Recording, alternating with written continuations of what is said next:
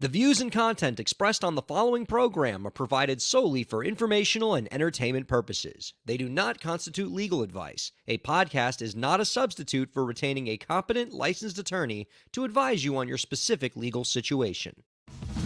Break the business, play is work and work is play.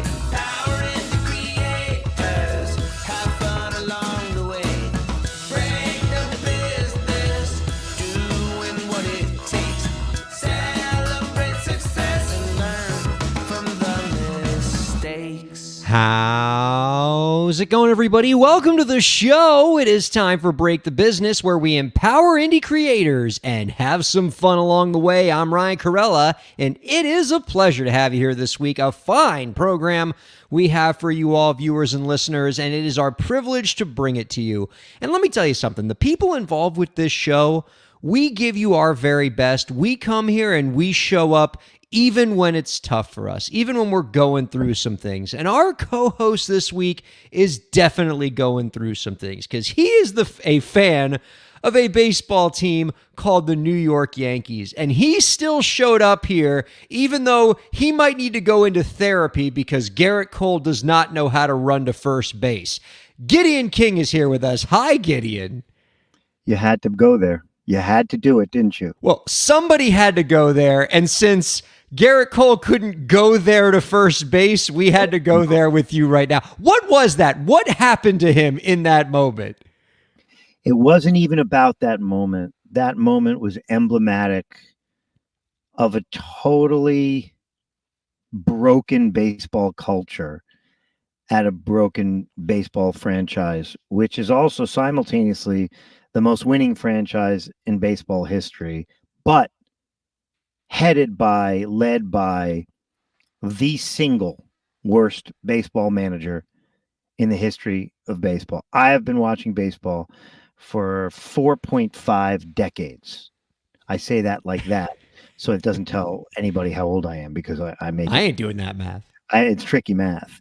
But I got to tell you, man, Aaron Boone is a nice guy, but I have never seen someone make so many counterintuitive bad decisions in my entire life. And it leads to just a broken culture of mistakes and mishaps. And I mean, they're my team and I love them. But I actually, when he brought Nestor Cortez in that first game, who hadn't pitched, had a bad year, I actually threw a hot dog.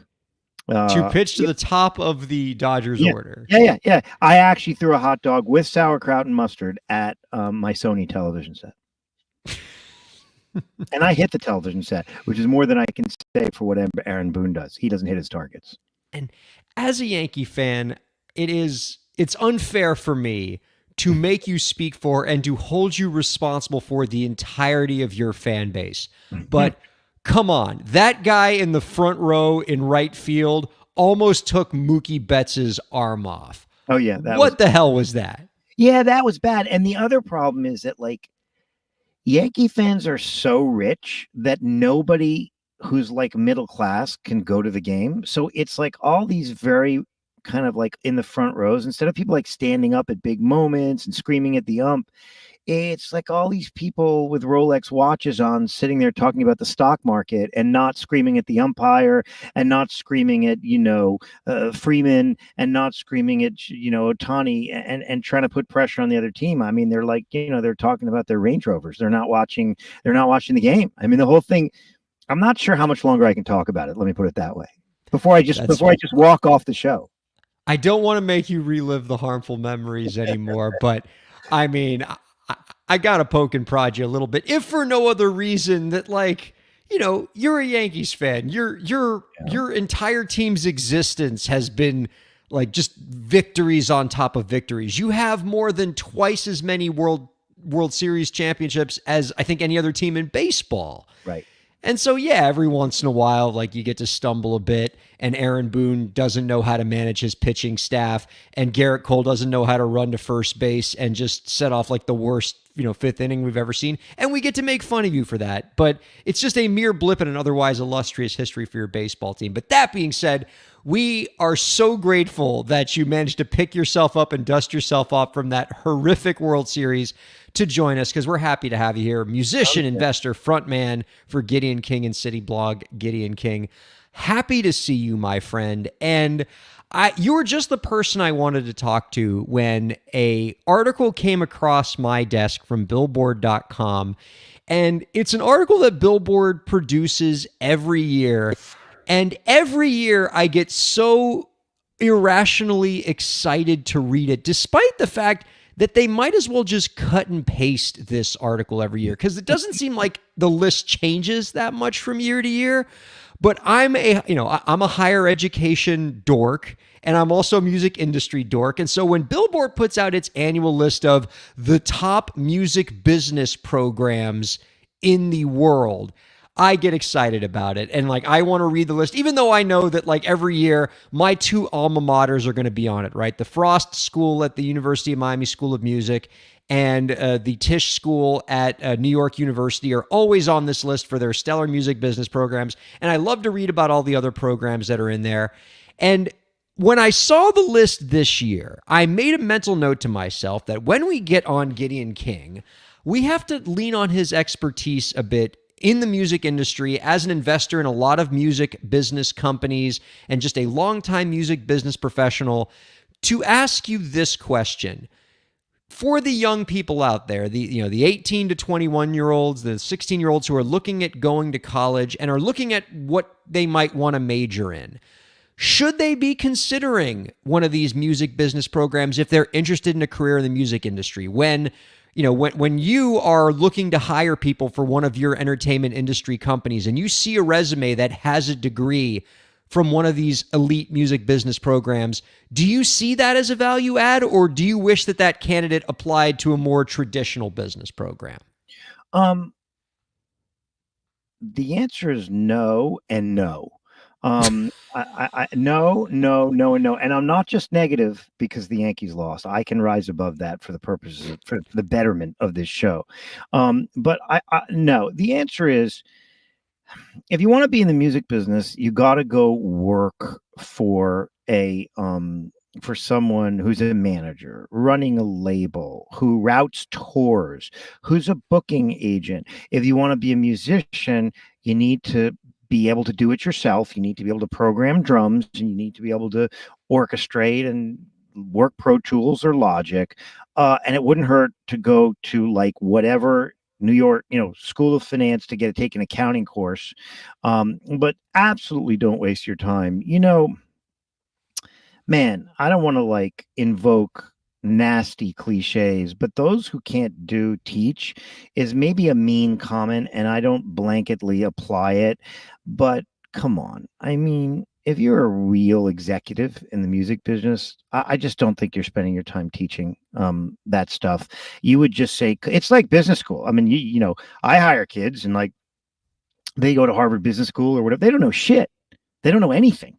If you want to learn how to manage a Domino's franchise, go work for a Domino's franchise. And if you need to take some accounting courses, get online and take some accounting courses. The whole world and everything that you need is in podcasts and articles online. You don't need those schools. And I would actually look at someone who took time after school or whatever to go to a business music class, whatever. And I would say to them, so instead of steeping yourself in the risk of the real world, you stayed under the canopy of the theoretical world. Get out of my face. I can understand that. Now, before we continue with this, I do want to mention our guest coming up in the second segment. I'm excited for us to be chatting with Conru Hua. He is the founder and CEO of Dream Tonics. This is a company that specializes in creating AI software solutions on the vocals side for producers and songwriters. The idea is that this software platform, can provide a AI generated vocalist and create vocals for songwriters and producers. Gideon, you were pretty enthused about this software, or at least curious about it. You were asking him a lot of questions before the show, and so I think that's going to be a great interview. Yeah. But let me bring it back to this higher ed question for a second. I'll try not to be too offended by your those who can't do teach comment as a faculty member in a business Sorry, school. man. I knew I made a mistake there. But that being said, I would say one critique that I do have of a lot of music business programs that I've seen, and this includes the one that the University of Miami teaches, and hopefully I won't get in too much trouble for coming after them, because it's otherwise a great program, right? Billboard.com is right to celebrate the University of Miami's music business program. It's pretty solid. But I do wish that this program and a lot of other music business programs did a little bit more focus on some of these core business subjects that I think even people who want to focus on the music industry need to know, right? Accounting courses, finance courses. If you're working in the music business, if you're somebody like Conru Hua who wants to like get into being a music industry startup, you have to know just as much about how to get a startup off the ground as you do about the music industry as a whole. And so you need classes in finance and you're not accounting and you're not gonna learn entrepreneurship. Yeah, you're not going to learn that at a business school. If you want to learn how a startup works, go work at a startup. Go say, I'll get you coffee and I will shut the hell up if I can just be a fly on the wall and follow you around to someone who knows what they're doing, or even someone who doesn't know what they're doing. So you at least can start off with some kind of template, whether it's negative or positive.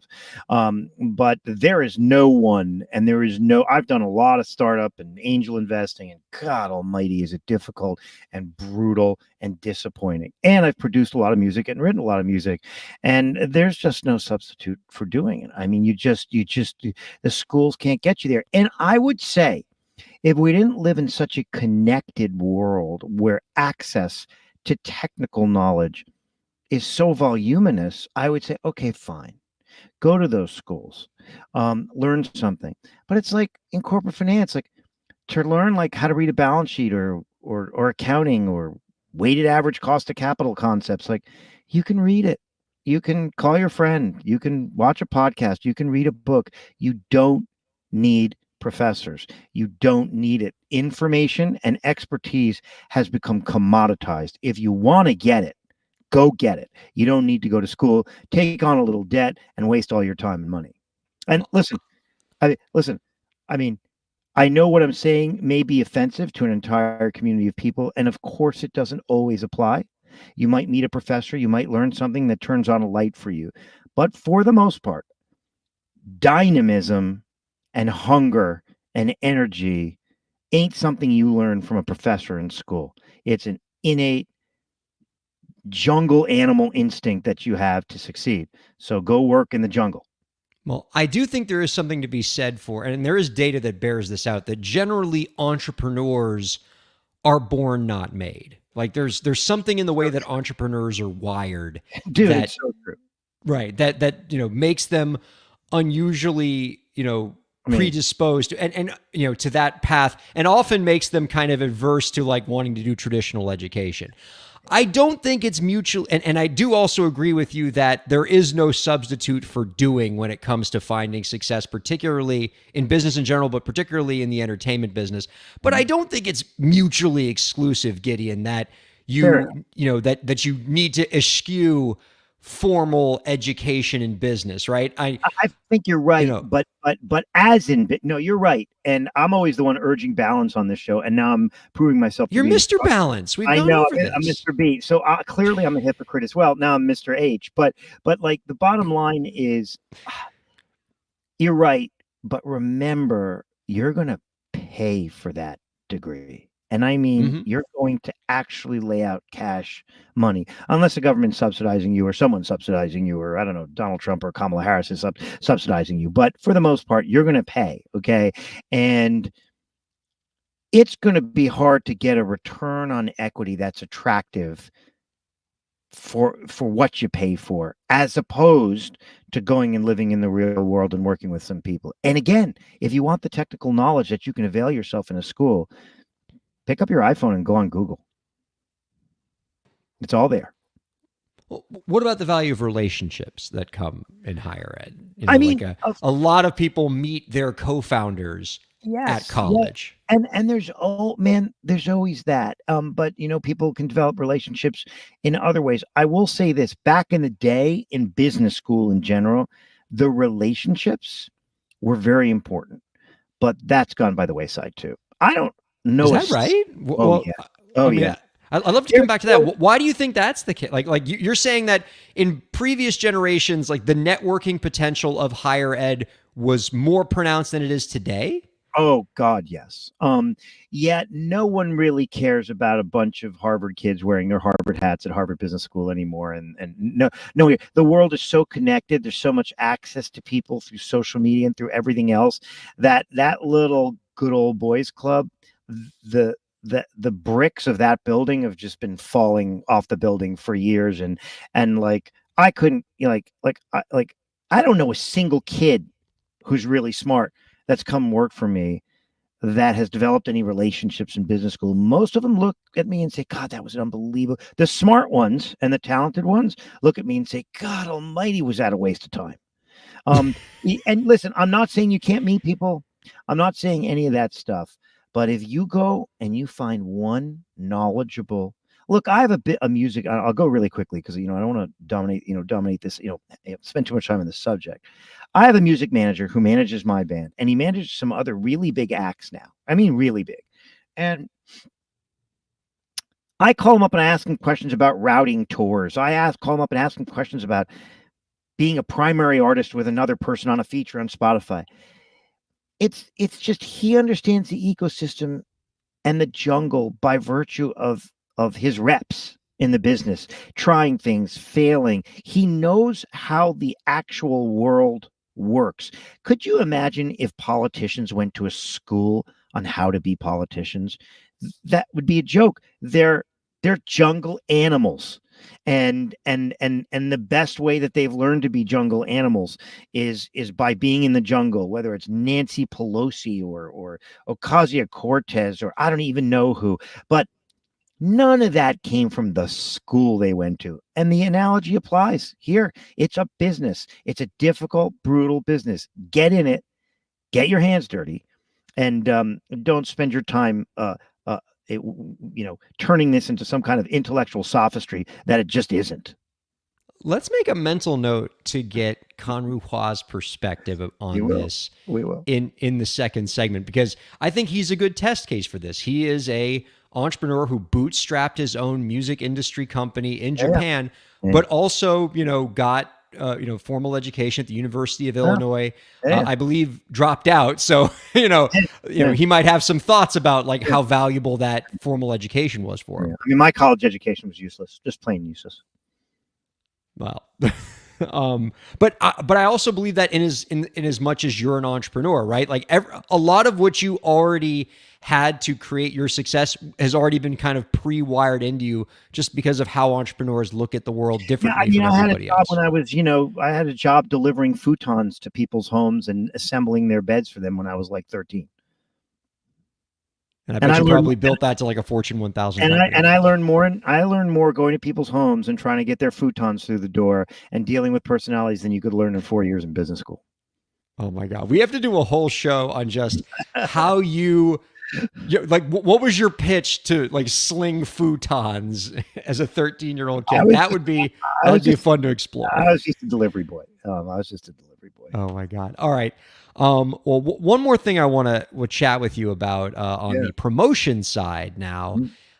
Interesting article I read in Media a few days ago about the role that podcasts can play in promoting music. And specifically, it was talking about sort of two different dimensions of podcasts as a music promotional tool. And first, we should just articulate why podcasting has a lot of potential in this space.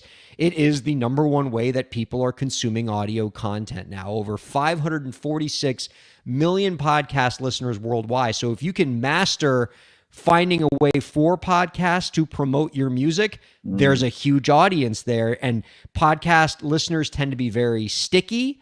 They tend to be very loyal to their shows. And so if you can expose them to your music, it's a great way to promote it.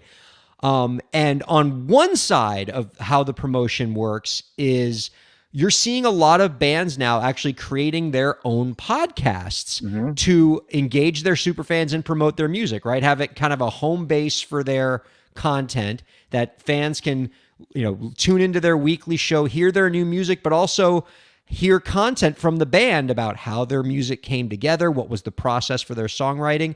Great content for superfans. The other way that we might see podcasts as a promotional tool is if we could find a way for music to be featured on other people's podcasts in the same way that music can appear in TikTok videos or YouTube videos or things like that. But one of the things that the article noted, Gideon, from the legal side, which makes this challenging, is that unlike TikTok and unlike YouTube and unlike terrestrial radio, there's no efficient way for copyrights to be licensed such that music can easily appear on podcasts. If a song wants to appear in a TikTok video, you just upload your music to TikTok and the licensing takes care of itself. With podcasts, there's no automatic platform for that. If you wanted to license your song for a podcast, it has to be done one podcast at a time, and that makes podcasts a particularly poor tool for music promotion and discovery, which is a problem because it's such a huge platform and there's a lot of listeners there, and we don't really have a way for musicians to reach them. Yeah, no, you know what? When the printing press hit the Roman Empire, it was like a free-for-all. It changed everything.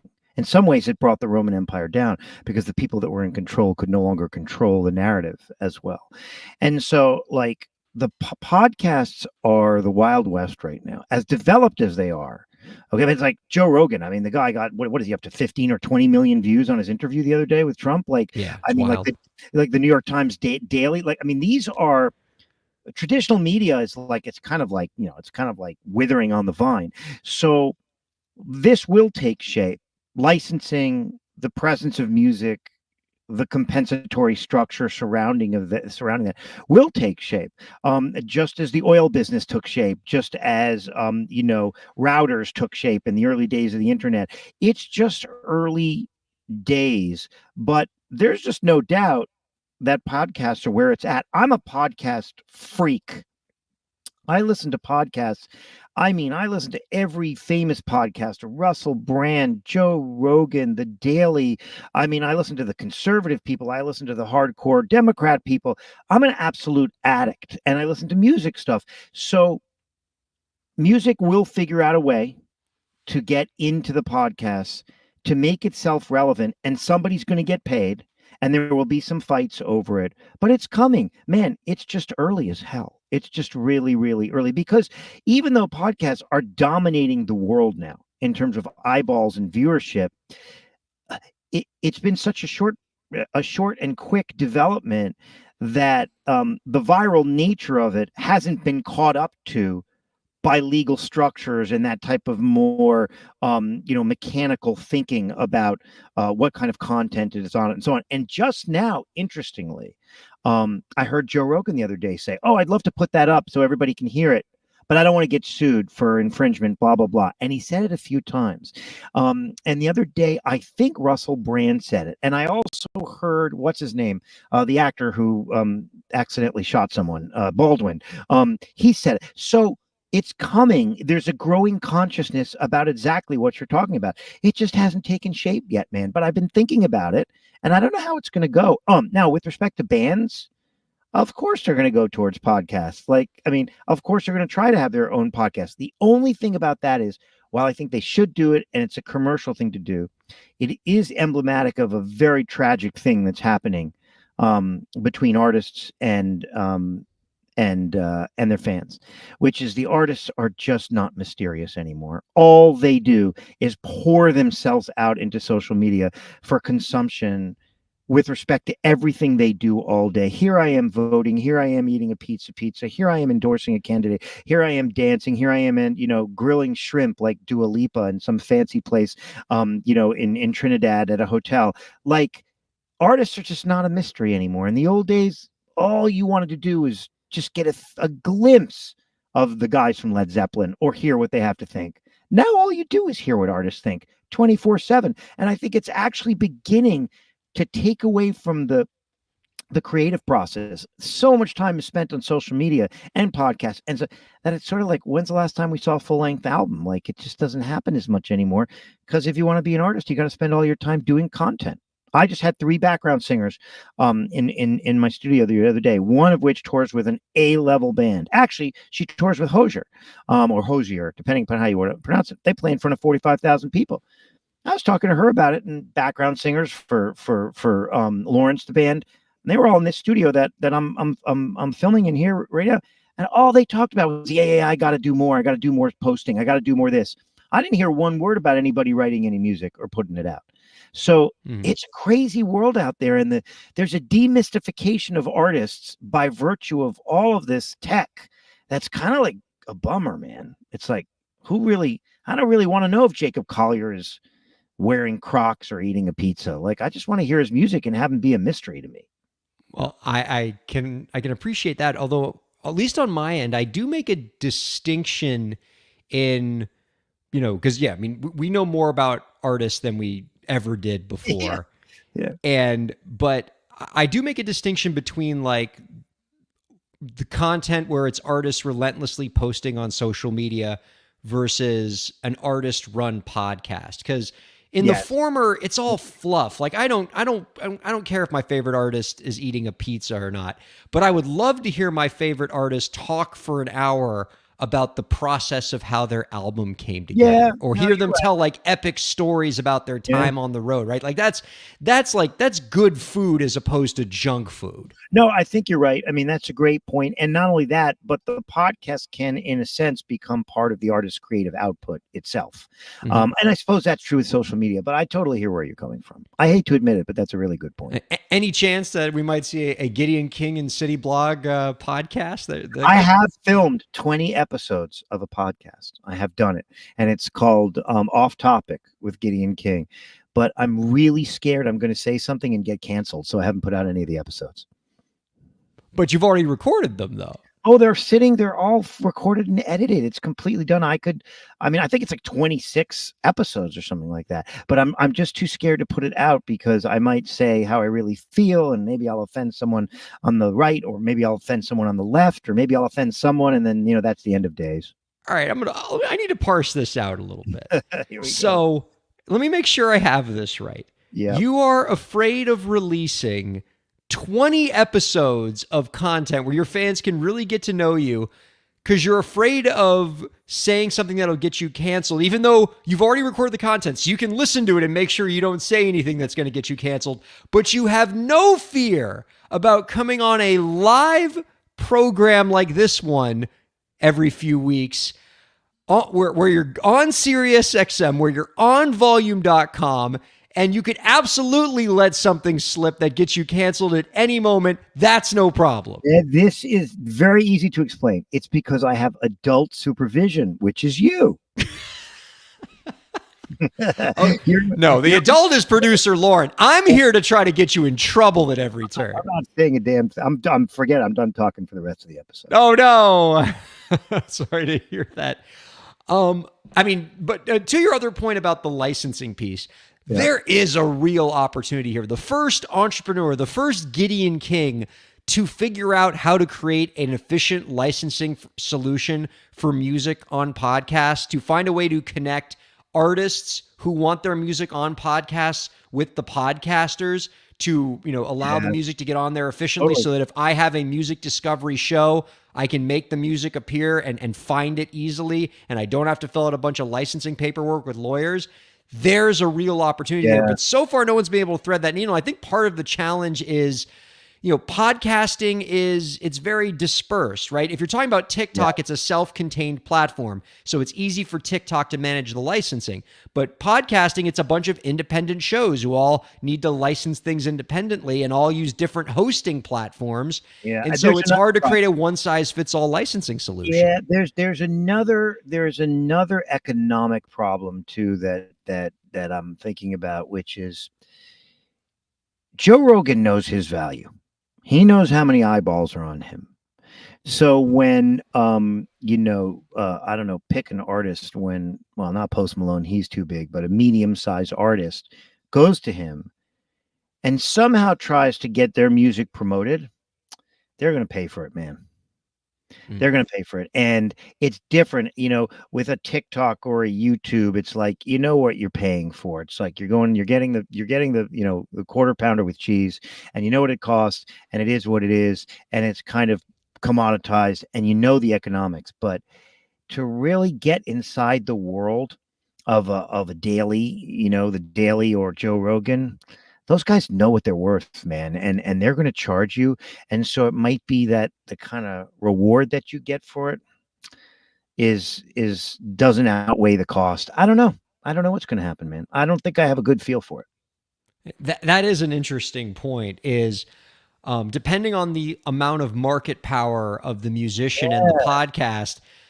Most situations, the artist is thinking, oh, I'm going to put this music on the podcast and they're going to pay me a license. But if I'm Joe Rogan, I'm thinking, no, if I am so magnanimous as to put your song on my show, you are going to pay me for the privilege of this amazing audience I'm going to expose you to. And people have all the data. My partners and I own a streaming service, and we have like 35 million users now. And we know the value of that. And so when people want to advertise, it's an ad tech business. So you're turning podcasts into an ad tech business. And so, once that happens, like the artists are going to end up paying for it. And then there's going to be the weirdness of how much time does Joe Rogan really want to let one particular artist on? And sort of to peddle their wares in some overt or subtle way. I don't know, man. The idea of maybe the artists creating their own podcasts maybe is more compelling to me. But then again, creating a really successful podcast is hard. So let's see how many of these artists can do that. You need stick-to-itiveness. You need content every day. You need consistency. How are you going to do it when you're touring? How are you going to do it when you're writing? I don't know, man. It's complex. But who are we to say we know the answers? I've only been saying for almost a decade now that I would love to see more musicians get into the podcasting space, and the ones who've have made endlessly enjoyable content for me. So I hope more artists discover the power of this medium, but it's a difficult needle to thread. And certainly when you're out on tour and you're constantly creating, it's hard to find time to sit down and put a show together and edit it and put everything else that's into it. Like even a show like this, which is primarily just interviewing and two people talking, a lot of people and an increasing number of people come together to make this show happen. And so if you're a band trying to start one up, you're going to find out pretty quickly, God, this is a lot harder than it looks in terms of the amount of man hours it takes. Dude, I know. But there's an opportunity there if you're looking for a way to kind of create something cool for your super fans. Yeah. Let us take a quick break. We're going to be back in 2 minutes with our guest this week, Conru Hua of Dream Tonics, here on Break the Business. Cool. Break the Business is presented in cooperation with Ryan A. Kairalla, PA. Ryan A. Kairalla, PA is a law firm providing transactional entertainment legal services, including contracts, business formation, commercial law, copyright, trademark, and more. Ryan A. Kairalla, PA, Miami, Florida. rkpalaw.com.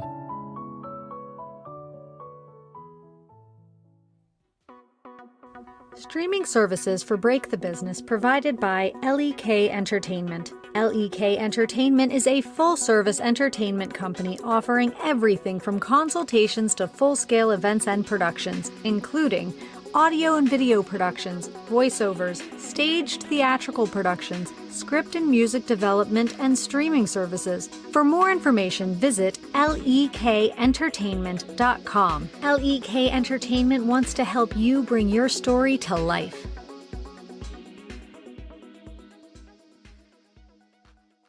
Thanks for supporting Break the Business. If you have a question or topic that you want us to discuss, email us at breakthebusiness@gmail.com. You can follow the host, that's me, on Twitter at Ryan Kair, and you can follow the show at the BTB Podcast. Be sure to subscribe to the show on Twitch, YouTube, and Facebook, and on all major podcast platforms. And now, let's get back to the show. I just saw that Freddie Freeman tied the record for most RBIs in a World Series, despite only playing a 5-game World Series. That's pretty wild. And I promise that's the last thing I'll mention about this World Series to you, Gideon King. You are actually the anthropomorphic embodiment of the old statement, kick a man when he's down. That's what you're doing to me right now. You know what this really was, though, is this is What's actually going Marlins sabotage. Like on? my Marlins fandom sabotaged the Yankees by giving you like the error-prone Jazz Chisholm and the underperforming Giancarlo Stanton, who were Marlins that were just like secretly double sorry. agents trying to destroy the I'm Yankees. sorry, are the Marlins a professional baseball team or are they like a minor league team in Poughkeepsie, New York? They are a terrific AAA franchise that have, really just created some amazing talents that other actual Major League Baseball teams have used to find a great deal of success. Welcome back to Break the Business, everybody. Ryan Kairalla here with Gideon King, having just a grand old time. Let's go ahead and bring out our guest this week. Under city lights we'll meet, typing beats that never sleep. AI dreams and buzzing street. Conroe writes the code so deep. Break the business, he's the name. Turning code to music flame. Conroe writes the digital game. Welcome him to claim his fame. Our guest this week is the founder of Dreamtonics, a Japan-based company that specializes in developing AI vocal engineering solutions for songwriters and producers. You can find out more about our guest's work by visiting dreamtonics.com. We are happy to welcome Conroe Hua on to Break the Business. Hello, Conroe. Hi, and hello from Tokyo. Oh, hello from Tokyo. How brutal is the time difference right now? Or is it like early morning over there? Yeah, it's 10 a.m. here, 13 hours difference, rainy Saturday morning. Oh, that's okay. That's actually not too bad. It's the Europe people that the Break the Business nighttime show messes up. But hello over there in Tokyo. Before we get into some of the questions about Dreamtonics, I want to bring you in on the discussion that Gideon and I were having in the first segment about higher education and music industry education. You bootstrapped Dreamtonics, a music industry startup, AI, vocal engineering, and you also went to the University of Illinois, so you do have some formal education. How impactful was that formal education for you? Is it something that you think you benefited from having, or did you learn more from just learning by doing? Benefited? Yeah, definitely benefited. But I mean, if you look at why people go to college or higher education in the first place, most people don't know what they're going to do, right? I had a very clear goal, actually. I started, trying to build a vocal synthesizer since I'm 27. I started doing it when I'm 13. So I went to college already knowing what I'm about to do. Okay, so well, that's interesting. So if you already knew like this is what you're going to do, and you probably already had a pretty decent idea of how to do it, what ultimately made you go to college? Why didn't you go like the Gideon King route of just like, I'm just going to start up the company and make it happen? If I decided doing so in the last year of my high school, I mean, that would be pretty well right. I'll probably just drop out everything and start doing things. But luckily, I had some failure experience, and that definitely helped. It told me that you can't just do it just by trying to do it, because there's just too much background knowledge needed. Background knowledge that perhaps a formal education could provide. Or maybe you just really wanted to check out some college football, which I think is already a pretty good reason to go to college, because it's fun to get to root for a football team for a few years. But let's talk a little bit about Dreamtonics and how it started. I believe you're the first guest we've had that has founded a company in Japan, and I'm just sort of curious, what's been your experience starting a music tech company over there? How might it differ from the folks who are doing music startups here in the US or in Europe? It may look bad on a podcast, but I'll say people actually are asking me hey, why you're going to Tokyo to start all these things? Why would you even choose that place, that kind of attitude? Well, I was trying to say it nicer, but I'll be snarky about it. What are you doing in Tokyo, man? You ever heard of Silicon Valley? New York? Or even China. That's where all the money goes into now and goes out of now. But and if you look at the Japanese economy, right, they had the boom in the 80s, and then All right, so what were you the thinking? thing, the thing is, first, if you're going from Shanghai to the States, like obviously, like if you're going to the East Coast, or no, actually West Coast or the Midwest, then you have to fly to the Pacific, and Japan is like a common stopping point, for a vacation, short vacation, just before and after the terms for international students. That makes sense. So I had quite a few occasions to make a stop in Tokyo and hang around and connect with the local tech people and business people. Oh, so and you just got integrated into that community and you saw the potential that Tokyo could provide and what you wanted to accomplish? I saw there's a culture. It's a pretty strong culture. Yeah. That's before the age of AI. At least the buzzword AI. AI was still there, but more chill, I guess. So there are people who are actually doing vocal things for actually producing serious music, not like just prompting, but they bring their own score, their own composition, and they're trying to use some early synthetic voice technology to make their own music. Connor, let me ask you a controversial question. The other day, I wrote a song, and we needed 3 background singers.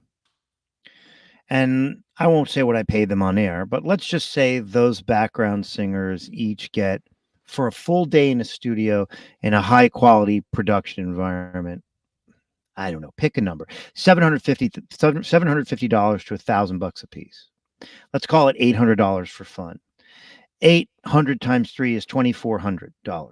Okay. So if your software develops over time, I mean, Pro Tools has been developing for, it's decades now, right? So if you develop over time to something that has broad application, is user friendly, and has extraordinary capability to the point where ultimately you won't need background singers for production. Well, how do you feel about that? If your program works really well, in theory, I didn't have to call up 3 singers, pay for their train rides, pay them, call it $800 a piece, pay for their lunch and pay for their dinner, and be out $3,000 for the day.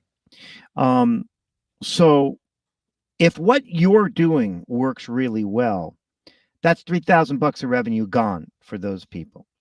Would you say that what you're doing will replace those revenues for people as you grow? Would you say it doesn't matter, I'm building a business and I forge ahead? And let me tell you something. I'm not judging you. I'm a businessman. I'm not prejudging anything. I'm really just asking you how you feel about it.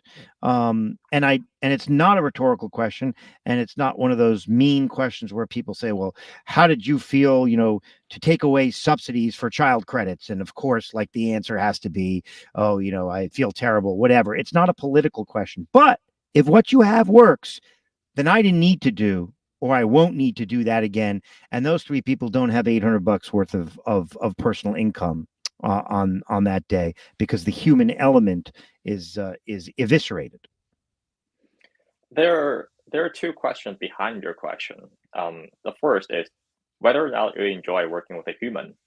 The second is whether or not the background singers only do background. Mm-hmm. In this case, yes, they only were doing a form of background singing. Yes. So I guess, like, you think of like a drum machine, right? Would you hire a drummer if there's a really good drum machine? It's a great counter question, and the answer is sometimes. But in the world of music production, people are going less and less to real acoustic kits, and they can use Arturia and they can use Ableton, because I have 50 different snare drums and 50 different cuicas and 50 different cymbals. So the answer is, we're getting to a point where for popular music, you probably don't need a real kit and a real drummer, so long as you have someone who knows what those words mean and knows how to put a track together. So the answer is less and less. In terms of what we're doing, really, we're building a virtual instrument for voice. So there have been drum machine, there have been guitar samples, piano samples. One thing that hasn't been done yet is realistic voice samples. I mean, not samples, but virtual instruments for voice. That's what we're building. And I think I think there's gonna be a culture where it's just gonna coexist with human singers, obviously. And if you're looking out there's such background music, I think the answer will be more diverse, right? People will actually follow a singer not for just the voice, but because they know there's a person behind it. They know there's someone putting all the effort in doing it. That's something we cannot replace.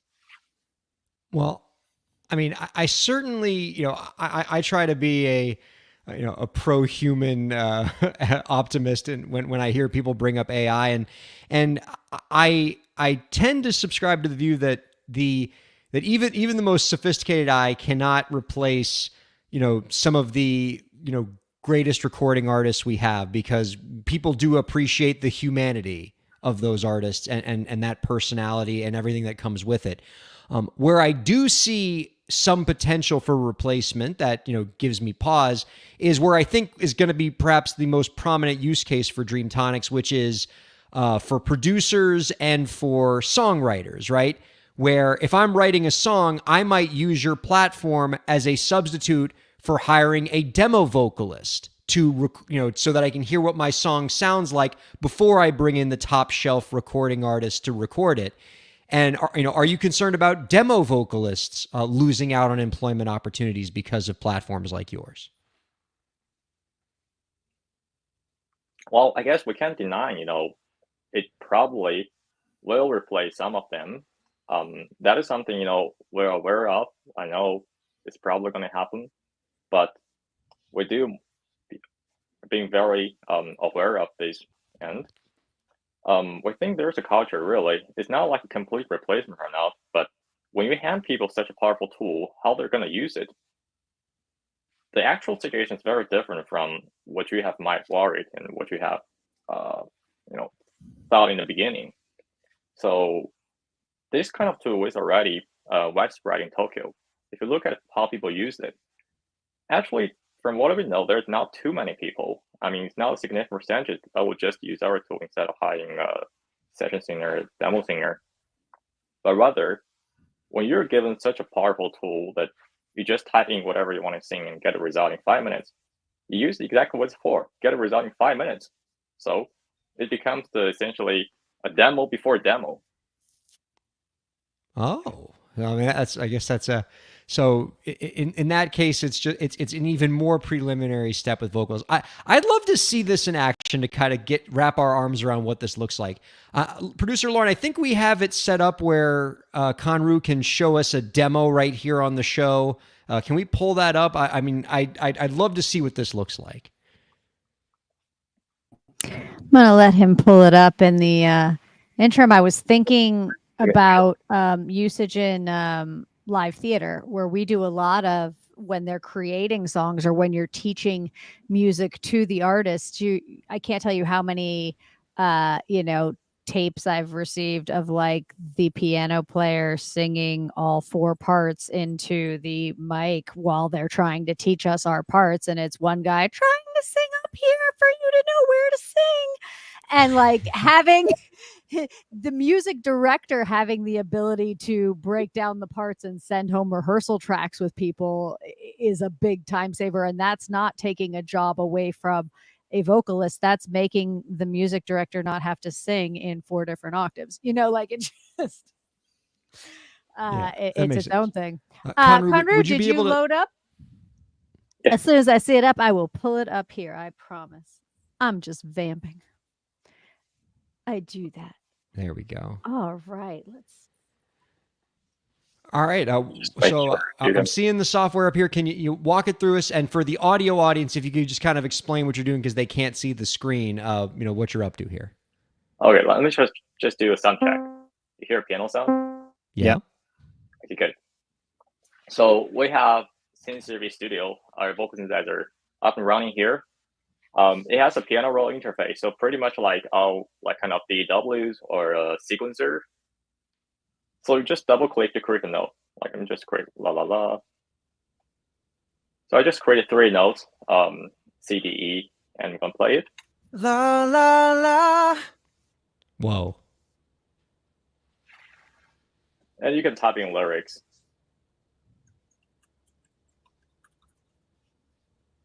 Good evening.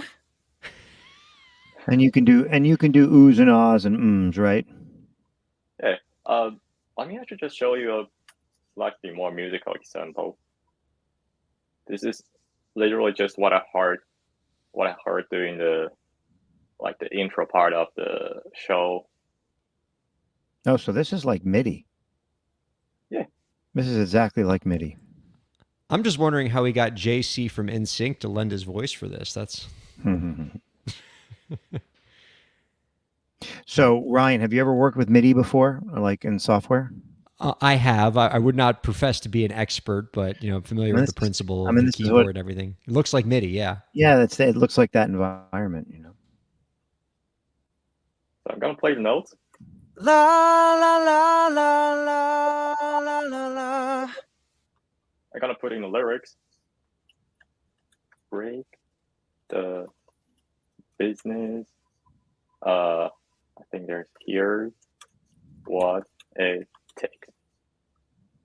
Break the business, here's what it takes. Hey, Conru, can you change the voice? That's what I was gonna ask. It breathes. Like you can hear the breath in the singer's voice.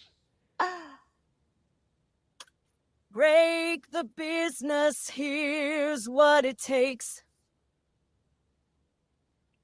Wow. And you can add like a little bit of breath in the beginning. Oh, CR. And, Can you make it realistic and change things by a few cents in the sense that you can detune it a little bit? yeah, let me just slightly up, slightly down, slightly down, slightly Yeah. up. Yeah. I don't know how detuned it's gonna be, but let's hear it. Break the business, here's what it takes. Yep, you can Oh, hear it. too much. Yeah, A little flat, pitchy dog. Yeah. I mean that's pretty cool, and I certainly think that's interesting. And I will say that when you have technology that some people will accuse of like putting certain performers out of work, you can't think of it in a vacuum, right?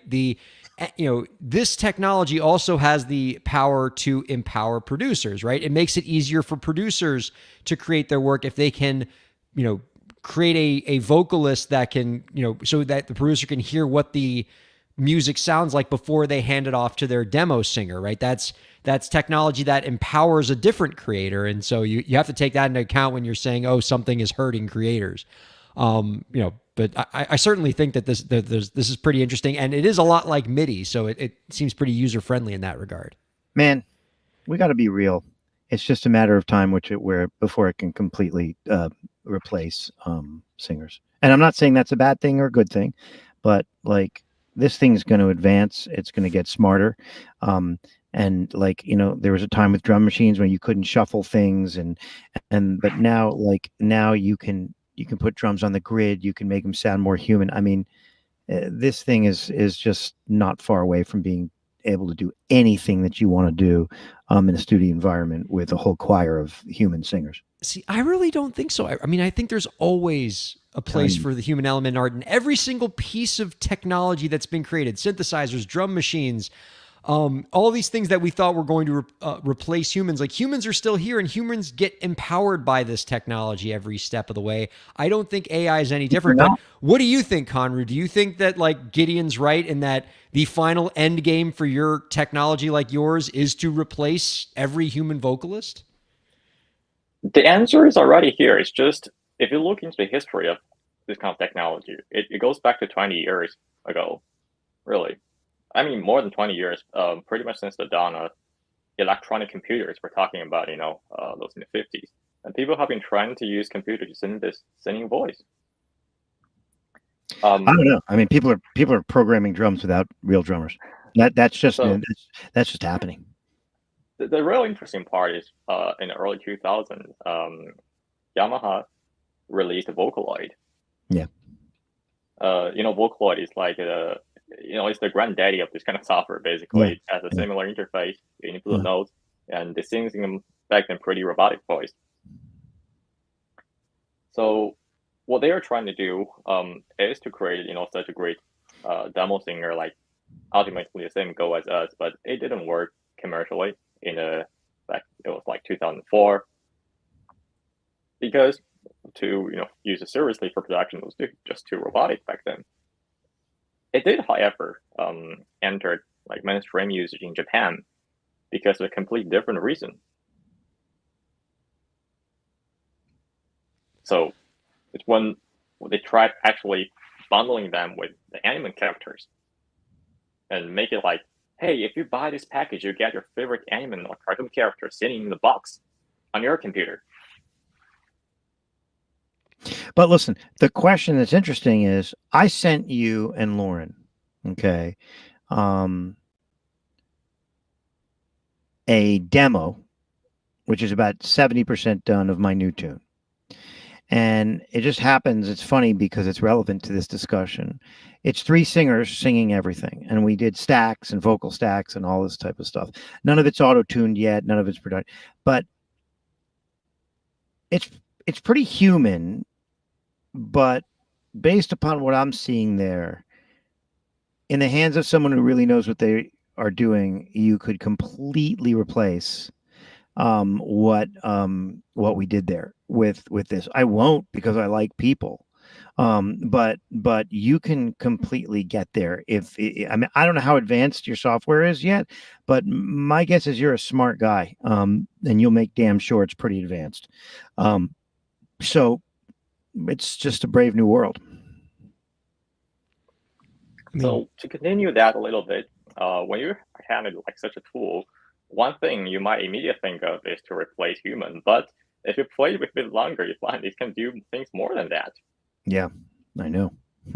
So yeah, I mean, listen, for example, you can just Ryan, example, you can lengthen, look, listen, I have a line in this new song, "Let's Go," and they hold that out for a long time. Almost like that famous Bill Withers moment, "Lovely Day," when he holds the note out forever, And it's like on this thing, you just drag that little MIDI thing, and you can hold out that note far longer than any human could hold a note without running out of breath. And so it's the power of something like this is just it's geometrically beyond what we're talking about. And I don't buy any of this demo for the demo stuff. And I think it's great. I'm going to buy your software and I'm going to use it. But let's be real about the implications for this. There's less studio drummers needed now. You need drummers on Broadway, but in the studio, you don't need drummers anymore. By the way, you don't need a real piano anymore.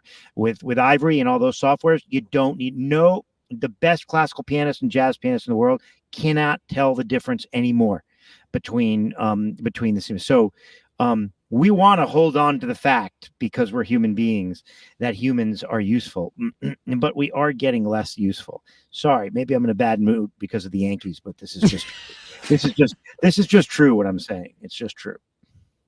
I mean, but like, I'm surprised to hear you say that as an entrepreneur and as a business person, because business people are always the first people to say, replacing the car with the horse and replacing the horse and buggy with cars might have put a bunch of horse and buggy drivers out of business, but it didn't mean that it was the end of employment in this world. Like, there were other ways that those horse and buggy drivers found work and found ways to contribute. And I think when it comes to music, technology might be replacing the way certain humans do things in certain ways, but on the other side, it also empowers humans to do even more creative things than they were able to do before, to achieve new creative heights. And every piece of technology that's happened in music has done that. Why do we think that AI is going to be any different?